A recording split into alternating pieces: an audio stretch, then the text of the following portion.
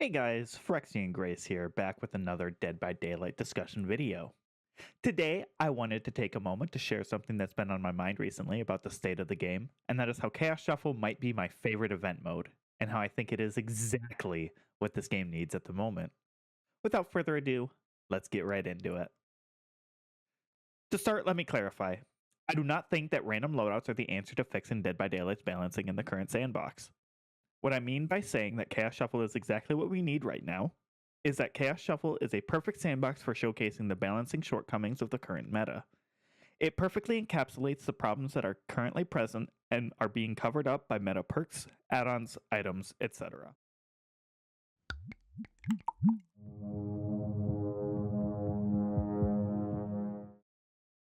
Chaos Shuffle can be a tad harrowing of a task to take on. The current meta of the game is heavily swayed by the perks that both killers and survivors have access to, and Chaos Shuffle spins that on its head by removing access to those perks and add ons. Naturally, this creates an oddball sandbox where everyone is just doing what they can with what they get in most of their scenarios. And that's the point. This mode is not meant to be taken seriously, and I am not saying that Chaos Shuffle is a bad mode because of this. I am merely addressing the problems in the main game that it is very good at exposing due to its very nature. Firstly, Chaos Shuffle creates an inherent bias towards things that both sides have base kit. Things like anti-tunnel, anti-camp, hook timers, gen speeds, gen regression, killer mobility, killer chase power, etc.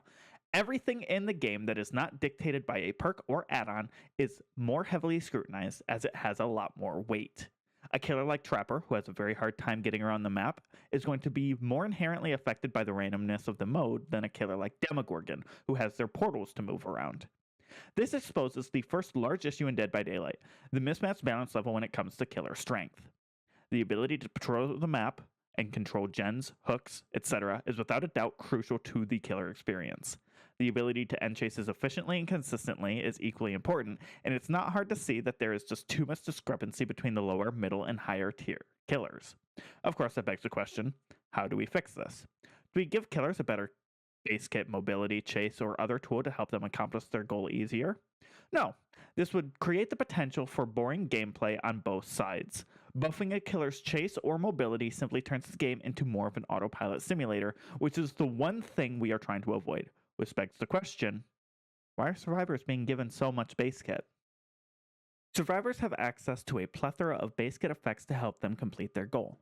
Be it 15 seconds of anti-tunnel through both haste and endurance to keep them in the fight longer, base kit self-hook on timers to help with camping situations, as well as a plethora of failed tests on the PTB recently to provide more of a buff to the survivor side to combat what are admittedly frustrating tactics to go against as a result of an outcry from the casual community.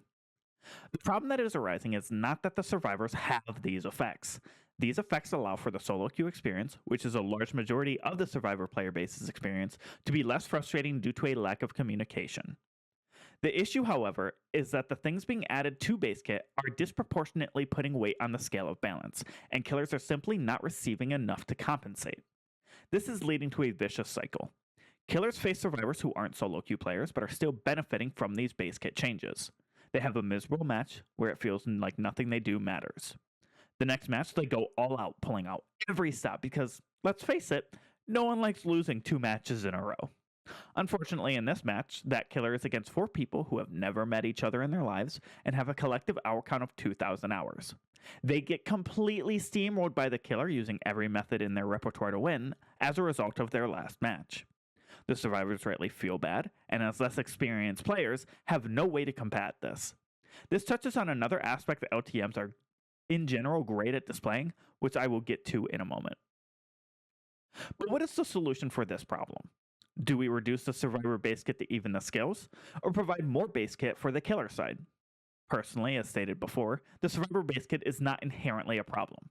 However, due to the disparity between hook timers and gen speeds, and the survivor's ability to be more efficient due to this, creates a problem area.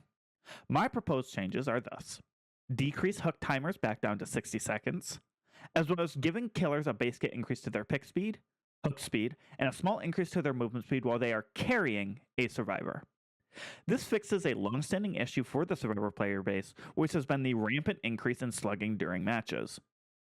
A large reason that slugging occurs as often as it does is due to the fact that the time it takes to pick, carry, and hook a survivor is a large time loss for the killer that is generally not worth it.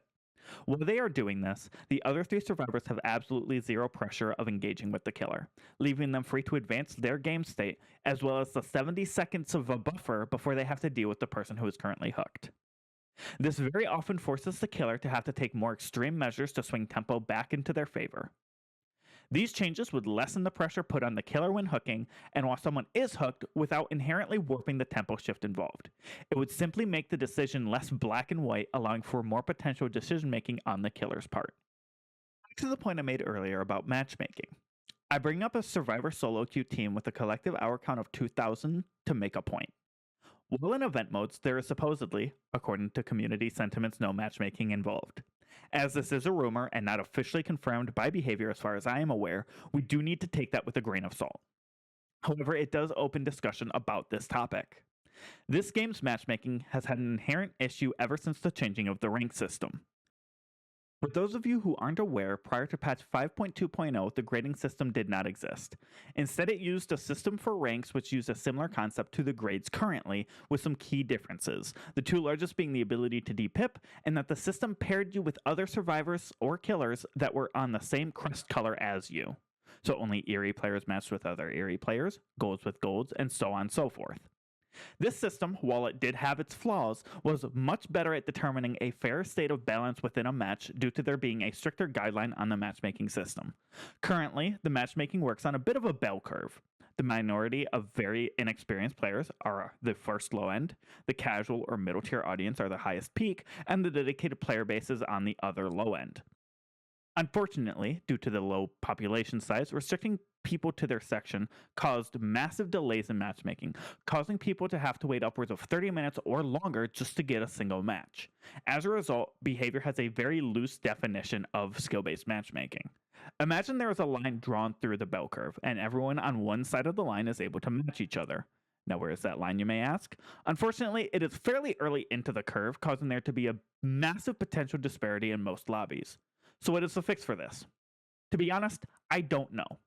In a perfect world, matchmaking would be able to be stricter than it is, but with the current population size, you can't punish the higher tier players in favor for fairer matches overall. I believe a return to the rank system with some tweaks is much more ideal than the current system, as it would allow the more casual audience to have less interactions with the more dedicated and determined players, while also allowing those dedicated and determined players to have something to grind for, which would give them a reason to continue playing during their content droughts. Finally, I would like to address the biggest issue that I believe Chaos Shuffle reveals, and that is perk balance. It is no secret that as of late, a large majority of Survivor perks have been under scrutiny by the community. Things like Shoulder the Burden, Sprint Burst, Conviction, etc. have been called out for being too powerful for the current game state. Chaos Shuffle perfectly encapsulates the disparity between the killer and survivor perk balance as of late. A large majority of killer perks have and will continue to be Gen Slowdown, especially with an increase in the survivor efficiency. Quite often, a single use of Pain Res, Pop, Eruption, etc. will not be enough to sway the match in the killer's favor. And they shouldn't. That would be absurd. However, that again begs the question, why do survivors have access to so many perks that with a single use can completely swing the game in their favor? Sprint Burst with a single use can extend a chase just long enough for a killer to lose any pressure they've received as of late. Shoulder the Burden can prevent a tunnel out, which would provide the killer with just enough pressure to gain the upper hand, and Conviction can force the killer into a lose-lose scenario where they are forced to pick in a bad spot and lose all of their progress due to a pallet or flashlight save. Now you may be saying, but there are counters to these. Unfortunately, a large majority of said counters are perks, which the killer has potentially zero access to during Chaos Shuffle, while survivors have upwards of 16 chances to get a single one of these game-changing perks. How does this translate to the live game, you may ask? In a live game, each survivor is able to choose to bring these perks. They are able to coordinate more efficiently with their builds potentially and allow for the killer, unless they are the cream of the crop, to have absolutely zero chance before the match has even started. So what's the answer? Simple. We need to address these perks. How do we address them? To be frank, that's not my job, or is it yours? It's on behavior to balance their game. All I can do as a player and content creator is share my observations and opinions with both you, the viewer, and behavior themselves, and strive for a more enjoyable, entertaining, and fair Match of Dead by Daylight. As always, I want to thank you all for watching. Share your thoughts down below. If you liked this video, like it. If you disliked it. Make sure you do all those algorithm things. And most importantly, make sure you have a wonderful day. Bye-bye.